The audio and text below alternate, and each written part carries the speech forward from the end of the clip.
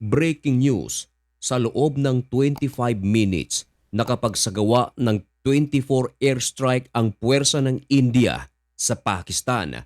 Siyam na terror camp ang kanilang winasak at kumpirmado 70 ang nasawi. Ang pag-atake ng India sa Pakistan ay tinawag nilang Operation Sindur. Ayon sa mga ulat, ang dahilan kung bakit nagsagawa ng airstrike ang India sa Pakistan, ito ay bilang paghihiganti sa pagalham attack na nangyari noong April 22 na kung saan napakaraming nasawi. Inakusahan ng India ang Pakistan, bagay na ayaw aminin ng gobyerno ng Pakistan. Pero paano kung mayroon pa palang mas malalim na dahilan at hindi ang pagalham attack kung bakit inatake ng India ang Pakistan? Ang tanong, anong bagay ito? Yan ang ating pag-uusapan sa videong ito. Pero bago ang lahat ay huwag kalimutang mag-subscribe, sabayan na rin ng like.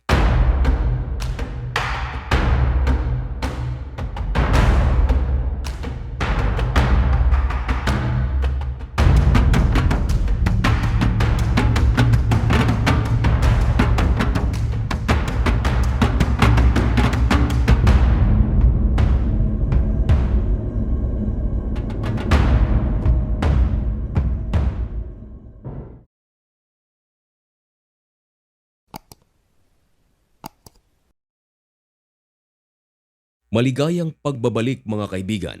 Kumusta kayong lahat? Ngayon ay May 8, 2025. Dadako muna tayo ngayon sa pinakamainit na balita tungkol sa India at ng Pakistan. Makikita sa mapang ito na ang India at Pakistan ay magkatabi lamang. Kaya kung ang pag-uusapan ay giyera, ay pabor na pabor silang dalawa. Hindi katulad ng giyera na nangyayari sa pagitan ng Israel at ng Houthis ng Yemen, sapagkat bago makarating ang missiles ng Houthis sa Israel ay kailangan muna nitong daanan ang Arabian Sea or ang Saudi Arabia mismo. Ganon din ang Israel, kinakailangang lumipad ang kanilang mga missiles or mga fighter jets papuntang Yemen at dadaanan nito ang Saudi Arabia. Kaya kinakailangan nito ang refuel plane. Ngayon ay pinag-uusapan ng buong mundo at ang mga world leaders ay nagbigay pa ng reaksyon tungkol sa ginawang pag-atake ng India sa Pakistan na kung saan kumitil ito ng 70 katao at sa loob ng 25 minutes ay nakapagsagawa ng 24 strikes ang India sa siyam na kampo ng mga terorista na nasa Pakistan. Tinawag ito ng India na terror camp. 1:05 ng madaling araw, oras ng Pakistan at India, umatake ang Air Force ng India at ang kanilang Indian Army. Natapos ito 1:30 ng madaling araw, buwan ng Mayo, 7. Ang tanong, bakit inatake ng India ang Pakistan? Upang ating lubusang maintindihan, balikan natin ang nangyari noong April 22, 2025. Ito ay matatagpuan sa lugar ng Pahalgam. Matatagpuan ito sa North Indian State of Jammu at sa Kashmir. Ito ay kilala sa napakagandang lugar dahil sa kanilang mga lake, mga cave at mga templo. Dinarayo ito ng napakaraming mga turista buwan-buwan mula sa iba't ibang panig ng mundo. At habang masaya ang mga turista sa naturang lugar, may grupo ng tao na pumasok sa lugar na ito at bigla na lang nagkaroon ng masaker. Marami ang mga nasawi. Nagdalamhati ang India sa pangyayaring ito at ang Prime Minister ng India na si Modi ay nangako na paghihiganti sa pag-ataking ito. Mabilis na nagsagawa ng investigation ang gobyerno ng India at ayon sa kanilang final result ng investigation, ang may kagagawa nito ay Pakistan. Pero ito ay bagay na itinatanggi ng gobyerno ng Pakistan. Lumipas ang 2 linggo at kahapon, May 7, sumabog ang balita na nagsagawa na ng isang napakalaking airstrike ang India sa Pakistan. Ngayon, take note mga kaibigan na ang pinagmulan ng away na ito ay nagmula sa lugar na Pahalgam na nasa Kashmir. Pero alam niyo ba mga kaibigan na hindi ito ang unang pagkakataon na nagkagera ang India at Pakistan at ang pinagkaguluhan nila mga kaibigan ay ang Kashmir pa rin. Sa madaling sabi mga kaibigan, ang India at Pakistan. Kapwa may claim sa Kashmir. Inaangkin ng India ang Kashmir. Inaangkin din naman ng Pakistan ang Kashmir. Kahit noong 1947, buwan ng Agosto, nang ang India at Pakistan ay nagkaroon ng kanilang independence mula sa Britanya, ay dati nang merong sigalot ang India at Pakistan at ang dahilan ay Kashmir. Taong 1949, ang India at Pakistan ay nag-agree na magkaroon ng ceasefire at inirekomenda ng United Nations na ang magkabilang panig ay magkaroon ng linya. Ito ay gagawin sa Kashmir. Ibig sabihin mga kaibigan, malayang makakapasok ang mga Indian, malayang makakapasok ang mga Pakistan sa lugar na ito.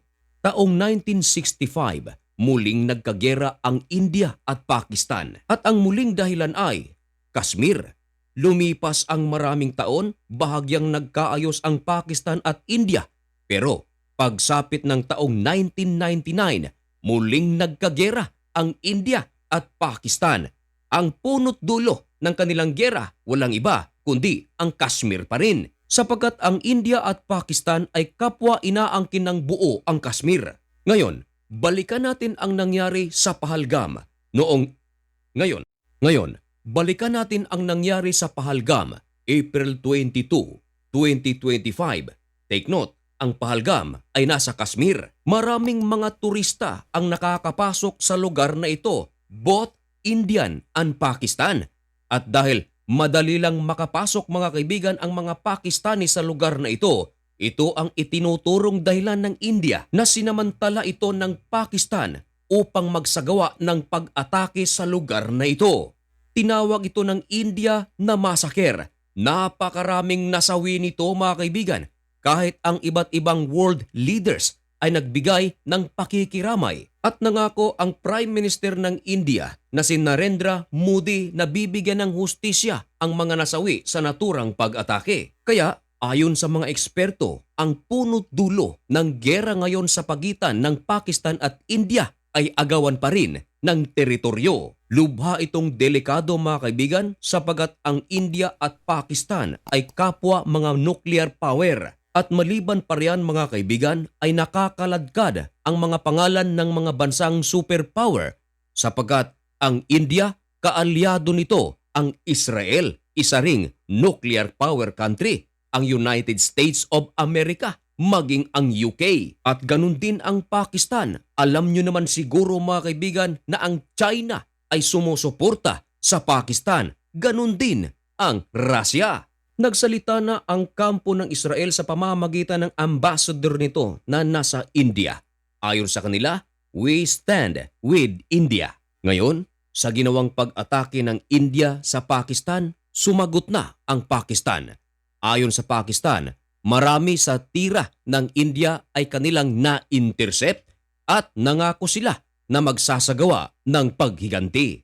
Nako, sana lang mga kaibigan, sana lang hindi na sana ito lumaki pa sapagkat kung magkataon mga kaibigan, napakalaking gulo nito. Hindi pa nga natatapos ang gera sa pagitan ng Russia at ng Ukraine, Israel at ng Hamas, Houthi at Hezbollah.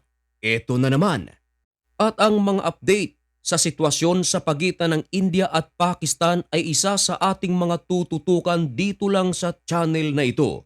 Kaya kung nais mong maging updated at kung gusto mo ang ganitong mga content at baka bago ka lang sa channel na ito, baka naman pwedeng makahingi ng kaunting pabor, isubscribe mo na ang napakaliit nating channel na ito. At lubos-lubosin ko na rin ang pagkakataong ito. Baka naman meron tayong mga OFWs na nanonood sa videong ito na nasa India at Pakistan. Mga kabayan, mag-ingat po kayo. Sana ay nasa mabuti kayong kalagayan. At mga kaibigan, hanggang dito na lamang muna ang videong ito. May God bless you and thank you so much for watching. Goodbye.